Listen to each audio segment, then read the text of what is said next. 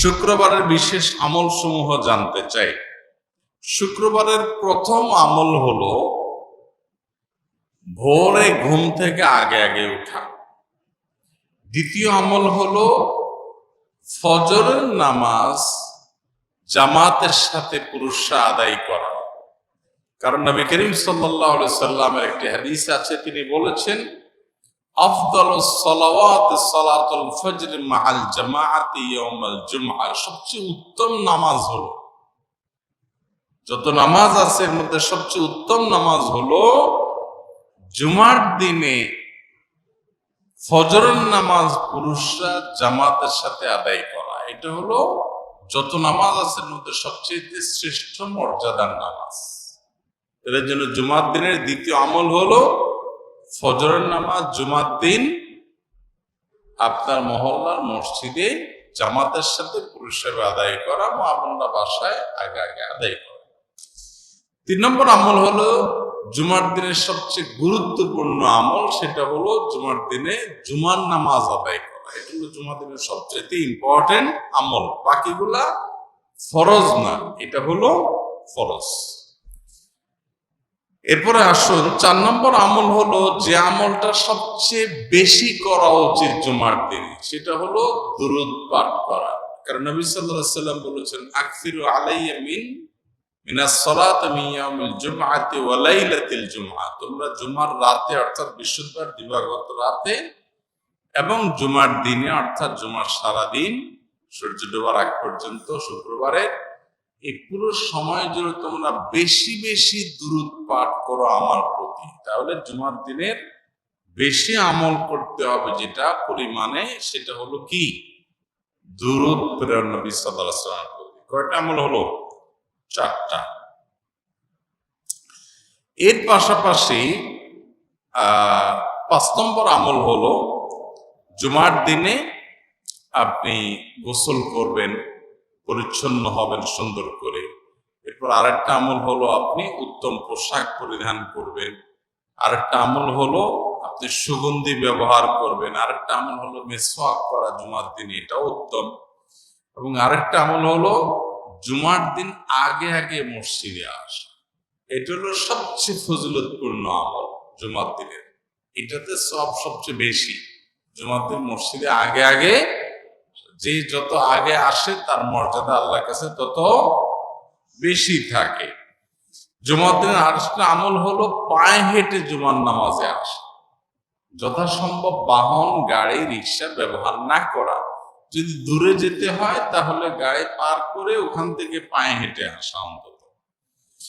আর জুমার দিনে আরেকটা আমল হলো যে রাস্তায় আসছেন যাওয়ার সময় ভিন্ন রাস্তায় যাবেন, যেটা ঈদের সুন্নত মূলত। আর আরেকটা আমল হলো সূরা কাহফ তেলাওয়াত করা। জুমার দিন শুক্রবারে যদি কেউ সূরা কাহফ তেলাওয়াত করে, এটা কিয়ামতের দিন তার জন্য নূরের আলোর ভূমিকায় অবতীর্ণ হবে এবং দাজ্জালের ফিতনা থেকে আল্লাহ হেফাজত করবেন যারা সূরা কাহফ তেলাওয়াত করবে। জুমার দিনে আরেকটা আমল হলো সূর্য ডুবার আগে দোয়া করা। যে কোনো একটা সময় দোয়া কবুল হয়, তো বেশিরভাগ গবেষকদের মত হলো সেই সময়টা হলো আসরের পর থেকে নিয়ে সূর্য ডুবার আগ পর্যন্ত। এই টাইমটাতে দোয়াতে মাশগুল থাকা দরকার। যার যার জায়গায় আমরা আল্লাহর কাছে দোয়া মাশগুল হব, দোয়া করবো, একটা গুরুত্বপূর্ণ সময়। আর অনেক আমল আছে, আল্লাহ আমাদেরকে আমলের তৌফিক দান করুন। ইমাম শাফিঈ রাহমাতুল্লাহর মতে নামাজে ইমামের পেছনে ফাতিহা পড়তে হবে, কিন্তু হানাফি আলেমগণ সূরা আরাফের একটি আয়াতের দলিলে বলেন ফাতিহা পড়া যাবে না। তাহলে এই আয়াত কি ইমাম শাফিঈ রাহমাতুল্লাহ আলাইহির চোখে পড়ে নেই? যে ভাই প্রশ্ন করেছেন তাকে বিনয়ের সাথে বলতে চাই যে বিষয়গুলোকে এইভাবে বিশ্লেষণ করবার সুযোগ নাই। একটা আয়াত একজন ইমাম, স্বনামধন্য একজন ইমাম, লক্ষ লক্ষ কোটি মানুষ যাকে অনুসরণ করছেন, এলেমের মহাসমুদ্র, তার কাছে আয়াত চোখে পড়ে নাই, এমনটি কোনো মুসলমানই মনে করার কোনো কারণ নাই। তাহলে বিষয়টা কি, যে আয়াত দিয়ে একটি মাযহাবের ওলামারা দলিল দিচ্ছেন, আরেক মাযহাবের ওলামা ইকরাম সেটাকে দলিল গ্রহণ করছেন না, কারণ কি? এর উত্তর হলো যে বিষয়টা ব্যাখ্যার সংক্রান্ত বিষয়। কারণ ইমাম আবু হানিফা রাহিমাহুল্লাহ এবং তার অনুসারী অন্যান্য ওলামা ইকরাম যে আয়াত দিয়ে দলিল দিচ্ছেন, এই আয়াতকে তারা যে অর্থে নিচ্ছেন, ইমাম শাফি রাহিমাহুল্লাহর কাছে ভিন্ন অর্থ, ভিন্ন ব্যাখ্যা আছে। একই কথার একাধিক ব্যাখ্যা, একাধিক অর্থ থাকে এবং সেটার প্রেক্ষিতে মতভিন্নতা তৈরি হয়। এটা বোঝার জন্য সবচাইতে উত্তম হলো নবী করিম সাল্লাল্লাহু আলাইহি সাল্লাম যখন সাহাবীদেরকে একটি অভিযানে পাঠিয়েছেন এবং বলেছিলেন, তোমরা যেই অভিযানে তোমাদের পাঠানো হচ্ছে, যে গোত্রের কাছে পাঠানো হচ্ছে, সেখানে গিয়ে তোমরা আসরের নামাজ পড়বে। নবী সাল্লাল্লাহু আলাইহি সাল্লামের এই নির্দেশ সবাই শুনেছেন এবং সবাই সেটাকে মানার জন্য প্রস্তুত ছিলেন। প্রতিমধ্যে যখন আসরের নামাজের ওয়াক্ত যায় অবস্থা হয়ে যাচ্ছে, তখন কিছু সাহাবী নামাজ পড়ে ফেললেন। কারণ ফরজ নামাজ ওয়াক্ত চলে যাচ্ছে, তাহলে হারাম হবে, এই জন্য তারা পড়ে ফেলেছেন। আর কিছু সাহাবী তারা পড়েন নাই, তারা যথাস্থানে গিয়ে তারপরে আদায় করেছেন। এখন প্রশ্ন হলো, এই সাহাবীদের কারোর কাছে কি নবীর নির্দেশ যায় নাই? ব্যাপারটা এরকম না, উভয়ের কাছে নবীর নির্দেশ গেছে, কিন্তু তারা দুই দল দুইটা আমল করেছেন। কেন? কারণ হলো একই নির্দেশকে বোঝার ক্ষেত্রে দুইটা দল ভিন্ন ভিন্ন বুঝ তাদের আছে। লাহু ফাহমুন অতিয়াহু রাজুলুন মুসলিম, যে কোনো মুসলিম, তাকে আল্লাহ তাআলা যে বিবেক, তাকে আল্লাহ যে বুদ্ধি, সেন্স দিয়েছেন, সেটা দিয়ে তিনি বুঝেছেন।